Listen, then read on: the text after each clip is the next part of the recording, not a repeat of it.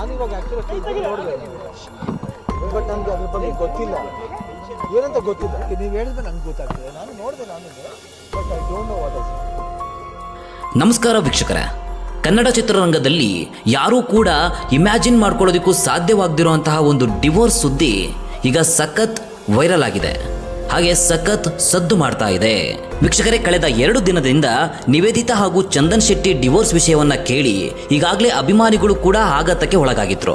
ಆದರೆ ಈ ವಿಷಯ ಮಾತ್ರ ಇನ್ನಷ್ಟು ಅಭಿಮಾನಿಗಳನ್ನ ಆಶ್ಚರ್ಯ ಮೂಡಿಸಿದೆ. ಜೊತೆಗೆ ಅಯ್ಯೋ ದೇವ್ರೇ, ಈ ಜೋಡಿಗೆ ಏನಾಯ್ತು ಅಂತ ಆತಂಕ ಕೂಡ ವ್ಯಕ್ತಪಡಿಸುವಂತಹ ಸಂದರ್ಭ ಈಗ ಎದುರಾಗಿದೆ. ಕಾರಣ ಯಾಕೆ ಅಂದ್ರೆ ದೊಡ್ಡ ಮನೆ ಫ್ಯಾಮಿಲಿಯ ವಿಷಯ. ಹಾಗಾದ್ರೆ ಇಲ್ಲಿವರೆಗೂ ಇದ್ದಂತಹ ಘನತೆ, ಸಂಸ್ಕೃತಿ, ಜೀವನ ಶೈಲಿ ಜೊತೆಗೆ ಸರಳ ಬದುಕಿಗೆ ಹೆಸರುವಾಸಿಯಾದಂತಹ ದೊಡ್ಡ ಮನೆಯಲ್ಲಿ ಈ ತರ ಒಂದು ಘಟನೆ ನಡೆದೋಯ್ತಲ್ಲ ಅಂತ ಅಭಿಮಾನಿಗಳು ಕೂಡ ಮನಸ್ಸು ನೋವು ಪಡುವಂತಹ ವಿಷಯ. ಈಗಾಗಲೇ ಬಹಳಷ್ಟು ಜನ ಆಶ್ಚರ್ಯ ಪಡ್ಕೋತಿದ್ದಾರೆ. ಕಾರಣ ಯಾಕೆ ಅಂದ್ರೆ ಯುವರಾಜ್ ಕುಟುಂಬದಲ್ಲಿ ಈಗ ದೊಡ್ಡ ಬಿರುಕು ಬಿದ್ದಿರೋದು.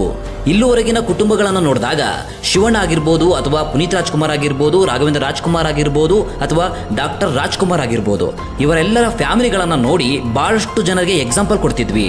ಬದುಕಿದ್ರೆ ಈ ರೀತಿಯಾಗಿ ಬದುಕಬೇಕು, ಈ ರೀತಿಯಾಗಿ ಇರಬೇಕು ಅಂತ ಆದರ್ಶ ರೂಪವಾಗಿ ಅವರ ಫ್ಯಾಮಿಲಿಗಳನ್ನ ನೋಡ್ತಿದ್ವಿ ವೀಕ್ಷಕರೇ. ಆದ್ರೆ ಈಗ ಅದೇ ಕುಟುಂಬದಲ್ಲಿ ಒಂದು ಸಂಸಾರ ಬಿರುಕು ಬಿಟ್ಟಿರೋದು ಈಗ ಎಲ್ಲಾ ಕಡೆ ಸದ್ದು ಮಾಡ್ತಾ ಇದೆ.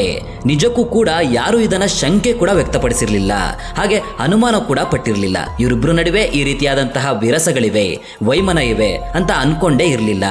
ಈಗಷ್ಟೇ ಚಾರ್ಮ್ ಆಗಿ ಉದಯೋನ್ಮುಖವಾಗಿ ಯುವರಾಜ್ ಕುಮಾರ್ ಅವರು ಸಿನಿಮಾ ರಂಗದಲ್ಲಿ ಬೆಳೀತಾ ಇದ್ರು. ಆದ್ರೆ ಈಗ ಅದೇ ಯುವರಾಜ್ ಕುಮಾರ್ ಅವರು ವಿಚ್ಛೇದನಕ್ಕೆ ಅರ್ಜಿ ಸಲ್ಲಿಸಿದ್ದಾರೆ.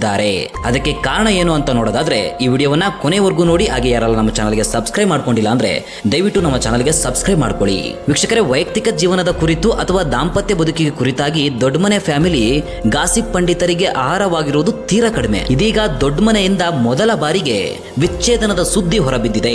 ವೀಕ್ಷಕರೇ, ರಾಘವೇಂದ್ರ ರಾಜ್ಕುಮಾರ್ ಅವರ ಕಿರಿಯ ಪುತ್ರ ಯುವರಾಜ್ ಕುಮಾರ್ ಹಾಗೆ ಶ್ರೀದೇವಿ ಬದುಕಲ್ಲಿ ಬಿರುಗಾಳಿ ಎದ್ದಿದೆ. ಡಿವೋರ್ಸ್ಗಾಗಿ ಯುವರಾಜ್ ಕುಮಾರ್ ಹಾಗೂ ಶ್ರೀದೇವಿ ಕೋರ್ಟ್ ಮೆಟ್ಟಲನ್ನ ಏರಿದ್ದಾರೆ. ಯುವರಾಜ್ ಕುಮಾರ್ ಶ್ರೀದೇವಿ ಮಧ್ಯೆ ಮನಸ್ತಾಪ ಉಂಟಾಗಿದ್ದು, ಭಿನ್ನಾಭಿಪ್ರಾಯ ಭುಗಿಲೆದ್ದಿದ್ದು ವಿಚ್ಛೇದನಕ್ಕೆ ಜೂನ್ 6ರಂದು ಬೆಂಗಳೂರಿನ ಫ್ಯಾಮಿಲಿ ಕೋರ್ಟ್ನಲ್ಲಿ ಅರ್ಜಿ ಸಲ್ಲಿಸಿದ್ದಾರೆ. ಭಾರತೀಯ ವಿವಾಹ ಕಾಯ್ದೆ 13(1) ಅಡಿಯಲ್ಲಿ ಯುವರಾಜ್ ಕುಮಾರ್ ವಿಚ್ಛೇದನಕ್ಕೆ ಅರ್ಜಿ ಸಲ್ಲಿಸಿದ್ದಾರೆ. ಈ ಹಿನ್ನೆಲೆಯಲ್ಲಿ ಶ್ರೀದೇವಿ ಭೈರಪ್ಪ ಅವರಿಗೆ ಕೋರ್ಟ್ನಿಂದ ನೋಟಿಸ್ ಜಾರಿಯಾಗಿದೆ. ವೀಕ್ಷಕರೇ, ಹಾಗಾದ್ರೆ ಅವರಿಬ್ಬರ ಮಧ್ಯೆ ಆ ರೀತಿಯಾದಂತಹ ಸಂಬಂಧ ಬಿರುಕು ಬಿಟ್ಟಿತ್ತ?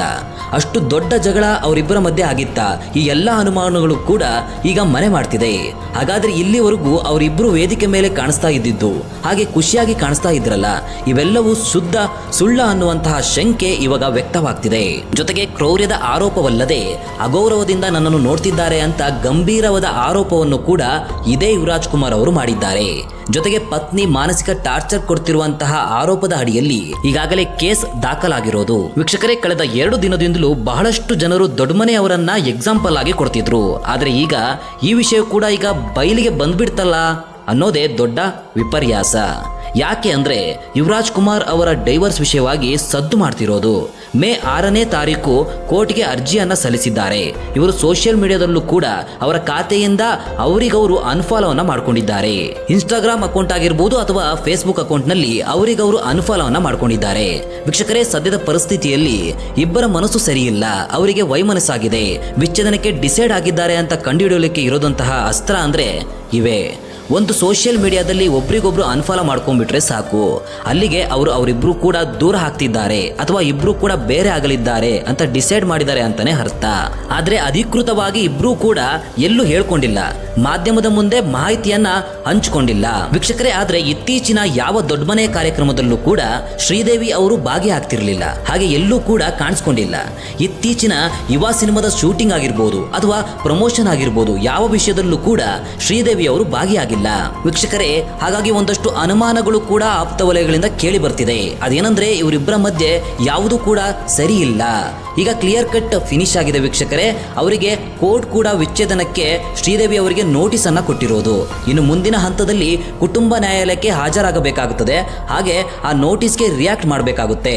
ವೀಕ್ಷಕರೇ, ನಿಮ್ಮೆಲ್ಲರಿಗೂ ಗೊತ್ತೇ ಇದೆ, 4 ವರ್ಷಗಳ ಹಿಂದೆ ಇವರು ಮದುವೆ ಆಗ್ತಾರೆ. ಈ ಜೋಡಿಗೆ ಇಡೀ ದೊಡ್ಡ ಮನೆ ನಿಂತು ಮದುವೆಯನ್ನ ಅದ್ದೂರಿಯಾಗಿ ಮಾಡ್ಕೊಡ್ತಾರೆ. ವೀಕ್ಷಕರೇ, ಇವರು ಸುಮಾರು 7 ವರ್ಷಗಳ ಕಾಲ ಪ್ರೀತಿಸಿ ನಂತರ ಮದುವೆ ಆದಂತಹ ಜೋಡಿ ಏಕಾಏಕಿಯಾಗಿ ಪಟಾಪಟ್ ತೀರ್ಮಾನ ತೆಗೆದುಕೊಳ್ತಾರೆ ಅಂದ್ರೆ ಆಶ್ಚರ್ಯವಾಗುತ್ತೆ. 2017ರಲ್ಲಿ ರಿಲೀಸ್ ಆದಂತಹ ರನ್ ಆಂಟೋನಿ ಸಿನಿಮಾ ಮೂಲಕ ಯುವರಾಜ ಫ್ಯಾಮಿಲಿಗೆ ಇವರು ಭಾಗಿಯಾಗ್ತಾರೆ.